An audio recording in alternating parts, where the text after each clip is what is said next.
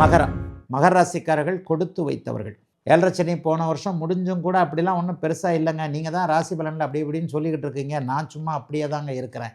இந்த மாதிரி தான் 2025ஆம் ஆண்டு நிறைய பேர்கிட்ட கமெண்ட்டு கண்டிப்பாக வந்தது. அவர்கள் எல்லாருக்குமே 2026ஆம் ஆண்டு நல்ல விதமான பலனை தரும்.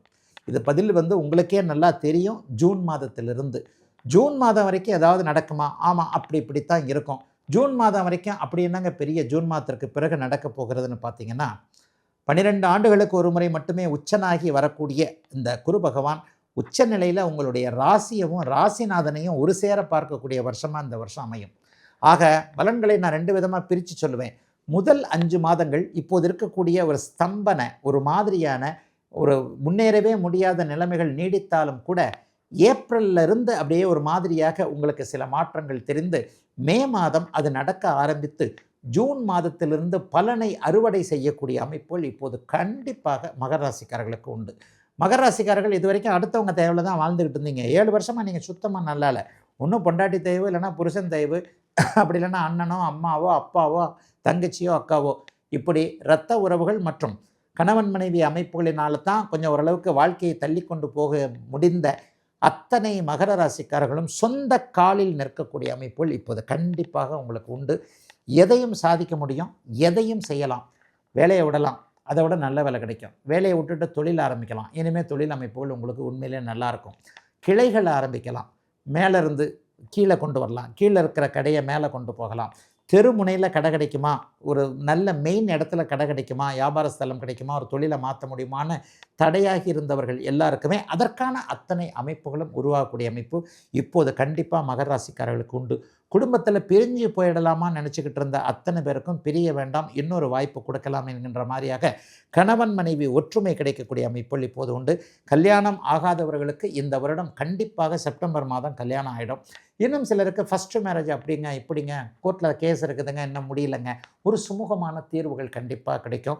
மனதை உறுத்தி கொண்டிருந்த அத்தனை விஷயங்களும், குறிப்பாக மனநோய், உடல் நோய், உடம்பும் எனக்கு நல்லா இல்லைங்க, ஒரு 7 வருஷத்துக்கு முன்னாடி நான் இருந்த மாதிரிலாம் இப்போ இல்லைங்க, ஒரு மாதிரியாக தாங்க இருக்கிறேன், முடங்கி போய்விட்டேன்னு சொல்கிறீங்க இல்லையா, இவர்கள் எல்லாருக்குமே ஒரு 10 வயது குறைந்தாற் போல ஒரு உற்சாக பெரு ஊற்று வரக்கூடிய அருமையான வருஷமாக இந்த வருஷம் மகர ராசிக்காரர்களுக்கு இருக்குங்க. உண்மையிலேயே 1000 ரூபாய் சம்பாதிக்கிறவருக்கு 5000, 5000 சம்பாதிப்பவருக்கு 50000, 50000 சம்பாதிப்பவருக்கு லட்சம், லட்சம் சம்பாதிப்பவருக்கு கோடி என்கின்ற அளவில் பெரிய அளவில் நல்ல முன்னேற்றங்கள் இப்போது உண்டு. எது நடந்தாலும் அது நல்லபடியாக நடக்கும். இதை நீங்கள் உணர்றதுக்கு ஜூன் மாதம் கண்டிப்பாக ஆகும். ஆகவே உண்மையில் இப்போது இருக்கின்ற நிலைமையை விட நல்ல விதமாக எல்லாவற்றையும் மாற்றக்கூடிய அருமையான ஆண்டாக இந்த ஆண்டு மட்டும் இல்லைங்க, இன்னும் ஒரு 3 வருஷத்துக்கு 4 வருஷத்துக்கு கண்டிப்பாக முன்னேற்றத்தை மட்டுமே தரக்கூடிய நல்ல ஆண்டாக அமைஞ்சிருக்குங்க. மகர ராசிக்காரர்கள் எல்லோருக்கும் இந்த 2026ஆம் ஆண்டு. கும்பராசிக்காரர்களுக்கு பெரிய ரிலீஃப் இருக்கும். உண்மையிலேயே ஒரு பெரிய அப்பாடான ஒரு பெருமூச்சு விடுவோம் இல்லையா, அந்த மாதிரியான அமைப்பு கண்டிப்பாக இந்த வருஷம் உண்டு. நினச்சி பார்த்தீங்கன்னா ஜென்மச்சனி உங்களுக்கு 2022, 23, 24 இந்த 3 வருஷமும் கும்பராசிக்காரர்களை சோம்பேறி ஆகிடுச்சுன்றதான் உண்மை. உழைப்பின் உன்னதத்தை, உழைப்பின் மகத்துவத்தை உலகிற்கு உணர்த்தக்கூடிய அளவிற்கு, ஒர்க்கஹாலிக் என்று சொல்லப்படக்கூடிய அளவிற்கு வேலையை நேசிக்கக்கூடிய நீங்கள் யாருமே போன ஜென்மச்சனியில் நல்லா இல்லை. ஜென்மச்சனி முடிஞ்ச 8 மாதம் ஆச்சுங்கய்யா, அப்போவும் நான் நல்லா இல்லையே, அதுதான் உண்மை. இந்த வருஷம்தான் நீங்கள் அதை பற்றின கொஞ்சம் சில விஷயங்களெல்லாம் நீங்கள் அனுபவிக்க முடியும். எதையும் சாதிக்கலாம், எதையும் செய்யலாம் என்கின்ற அளவிற்கு கும்பராசிக்காரர்களுக்கு மன அமைப்பில் ஒரு தைரியத்தை கொடுக்கக்கூடிய அமைப்புகள் இப்போது உண்டு. வருட ஆரம்பத்திலேயே உங்களுக்கு 5ஆம் இடத்தில் இருக்கக்கூடிய குரு பகவான் ராசியை பார்க்கிறார். அப்புறம் 6ஆம் இடத்துக்கு வந்துடுறாரு. ஐயா கடனை கொடுத்துருவாரோ, அப்படி பண்ணிடுவாரோ, இப்படி பண்ணிடுவாரோ, பழைய மாதிரி முடக்கிடுவாரோன்னு பார்த்தீங்கன்னா 6ஆம் இடத்தில் அவர் உச்சனாகி அங்கே 2இல் இருக்கக்கூடிய உங்களுடைய ராசிநாதனாகிய இவரை சனியை பார்ப்பார். ஆக அந்த வருடம் முழுக்க என்ன நடக்கும்னு பார்த்தீங்கன்னா, ஒன்று ராசியை பார்ப்பார், இல்லைனா ராசிநாதனை பார்ப்பார். முதல்ல 5இல் இருப்பார், 5இலிருந்து ராசியை பார்க்குறார்.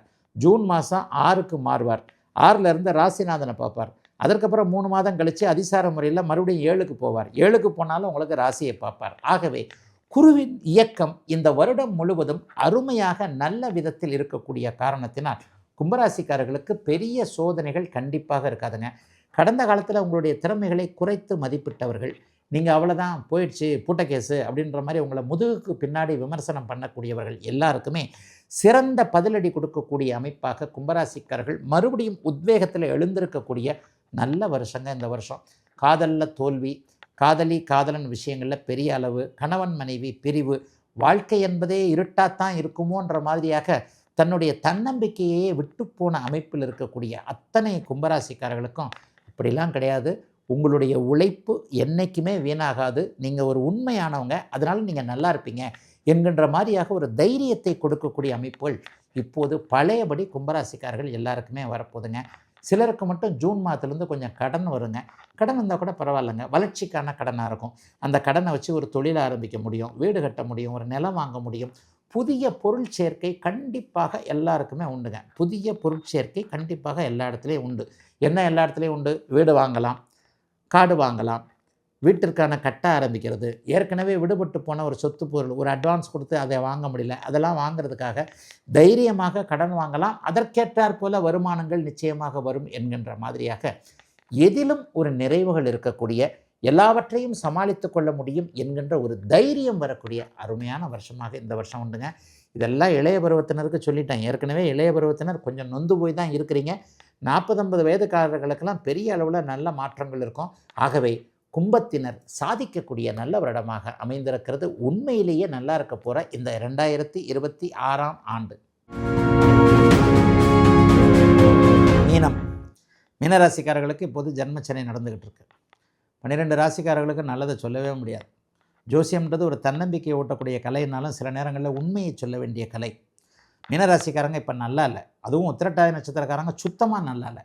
உங்களுக்கு என்ன தேவையோ அது கிடைக்கல, எது நடக்கணுமோ அது நடக்கலை, ஒரு தெளிவான முடிவெடுக்க முடியல, ஒரு திடமான நம்பிக்கை வாழ்க்கையில் இப்போது மீனராசிக்காரர்களுக்கு இல்லை என்பது தான் உண்மை. இளைய பருவத்தினர் போன 2025 ஏப்ரல்லேருந்தே நீங்கள் நல்லா இல்லை. 2025 ஏப்ரலில் உங்களுக்கு ஜென்மச்சனி. ஜென்மச்சனி என்பது பொருளாதார முன்னேற்றத்தை தடுத்து நிறுத்தி சில இடங்களில் வேலை சார்ந்த விஷயங்களில் கடுமையான மன அழுத்தம், அல்லது சனி பகவானுடைய ஒரு பெரிய குணம் என்னென்னா, எந்த இடத்துல அடித்தா உங்களுக்கு வலிக்குமோ, யாரை தொட்டால் நீங்கள் பதறுவீர்களோ அந்த இடத்துல அடிக்கிறது, அவர் தொடர்றது தான் சனி பகவானுடைய வேலை. ஆக இந்த வருஷம் நான் மீனராசிக்காரர்களுக்கு 2 பிரிவாக இந்த பலனை சொல்லுவேன். 50 வயதுக்கு மேற்பட்டவர்கள் அனைவருக்குமே அப்படிலாம் ஒன்றும் பெரிய கஷ்ட நஷ்டங்கள் இருக்காதுங்க. மீனராசிக்காரர்கள் 50 வருடங்களுக்கு மேற்பட்டவர்களுக்கு அது 2ஆம் சுற்று ஜென்மச்சனியாக அது இருக்கும். 2ஆம் சுற்றுன்ற போது என்ன நடக்கும்? வருமானம் நல்லா வரும், வீடு வாசல்லாம் நல்லா இருக்கும், வாகனம் வாங்க முடியும், வீடு வாங்க முடியும், பிள்ளைகளை செட்டில் பண்ண முடியும். ஒரு பிள்ளைக்கு ஜாம்னு கல்யாணம் நடத்த முடியும், பிள்ளைக்கு நல்ல வேலை தொழிலெலாம் அமைச்சு கொடுக்க முடியும். கொஞ்சம் கஷ்டங்கள் இருந்தாலும் கூட, தடைகளோடு இருந்தாலும் கூட வருமானங்கள் அதிகமாக இருக்கக்கூடிய தன்மைகள் 50 வயதுக்கு மேற்பட்ட அத்தனை மீனராசிக்காரர்களுக்கும் தசாபக்திகளுக்கு ஏற்ப குடும்பத்தில் நிம்மதி, ஆரோக்கியம் கை கொடுக்கக்கூடிய தன்மை, கடனை அடைக்கக்கூடிய அமைப்பு, வருமானங்கள் நிறைவாக வரக்கூடிய அமைப்பு, சொத்து சேர்க்கை போன்றவைகள் 50 வயதுக்கு மேற்பட்டவர்களுக்கு நடக்கும். அதனால் அவங்க அதை பற்றி கவலையே பட வேண்டாம். ஐயா கீழே இருக்கிறவங்களுக்கு என்ன, ஏற்கனவே ஒரு 4-5 மாதமாக நீங்கள் நல்லா இல்லை. உத்திரட்டாதி நட்சத்திரக்காரர்களும் பூரட்டாதி நட்சத்திரக்காரர்களும் கடுமையான மனவேதனையை அழுத்தத்தை சந்தித்து கொண்டிருக்கிறீர்கள் என்பது தான் உண்மை. அதே நேரத்தில் 90% மீனராசிக்காரர்களுக்கு இப்படி இருந்தாலும் கூட பௌர்ணமிக்கு பக்கத்தில் ஒளிபொருந்திய சந்திரனோடு இருக்கக்கூடியவர்கள் சிலருக்கு ஒரு 10% பேருக்கு இப்போ நான் சொல்கிற பலனை விட நல்ல பலன் தான் நடக்கும். ஜோதிடம் என்பதே ஒரு மாதிரியாக ஒளி தத்துவத்தோடு சொல்லப்படக்கூடியது என்பதால் எல்லாருக்கும் அதே மாதிரி நடந்துடும் அப்படிங்கிறது இல்லைங்க.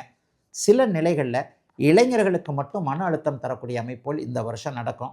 கூடாத நட்பு வரும், தேவையில்லாத காதல் வரும். காதலில் போய் அப்படியே உங்கள் சக்தி எனர்ஜி எல்லாத்தையும் வேஸ்ட் பண்ணுவீங்க. இன்னும் சொல்லப்போனால் அந்த ஃப்ரெண்டு இந்த ஃப்ரெண்டு, அந்த ஃப்ரெண்டு சொன்னார் இந்த ஃப்ரெண்டு சொன்னார்ன்ட்டு பழக்க வழக்கங்கள்லாம் இன்றைக்கி இந்த வருஷம் கொஞ்சம் சரியாக வராது. ஒரு 6 மணி ஆச்சுன்னா பாருங்கள், ஒரு கடையில் பாருங்கள் வரிசையாக அப்படியே பைக்காக நிற்கிது பாருங்கள், இப்படியே கையை கொடுத்து ஒன்று வாங்குறீங்கல்ல, அந்த பழக்கம்லாம் இப்போ தான் வரும். இந்த ஜென்மச்சனியில் தான் அந்த நண்பர் சொன்னார் இந்த நண்பர் சொன்னார்னு தேவையற்ற பழக்க வழக்கங்களை அப்படியே தேடிக்கொள்ளக்கூடிய ஒரு வருடமாக இந்த வருடம் இருக்குது. ஆகவே மீனராசிக்கார இளைய பருவத்தினர் தன்னுடைய மனதை வேறு பக்கம் செயல்படுத்தாமல் படிப்பில், வேலையில், தொழிலில் மட்டுமே கான்சன்ட்ரேட்னு சொல்கிறாங்க இல்லையா, அதை பார்க்கக்கூடிய அமைப்புகள் இந்த வருஷம் உண்டு. ஆனால் நீங்கள் பண்ண மாட்டீங்க. ஏன்னா கிரகங்கள் சாதகமாக இளைய பருவத்து ஒரு 30-40 வயதுகளுக்குள்ளே இருக்கக்கூடியவர்களுக்கு கடும் போராட்டத்திற்கு பிறகு வெற்றி என்கின்ற அமைப்புகள் இருப்பதால் எந்த ஒரு நிலையிலையும் நண்பரோடு சேருவது, மாமா மச்சானோட சேர்ந்து ஒரு மாதிரி தொழில் ஆரம்பிக்கிறேன். அல்லது சோஷியல் மீடியாவில் மீனராசிக்காரங்க தான் ரொம்ப ஏமாறுவீங்க. ஃபேஸ்புக்கில் ஏமாறுறது, யூடியூப்பில் ஏமாறுறது, வாட்ஸ்அப்பில் வரக்கூடிய தகவலை ஏமாறுறது, செக் பண்ணாமல் அப்படி போட்டேன், அந்த லிங்க் அழுத்து, இந்த ஓடிபியை இதை சொல்லு அப்படின்னு வர்றது எல்லாமே இப்போது மீனராசிக்காரர்கள் தலையில் தான் விடியும்.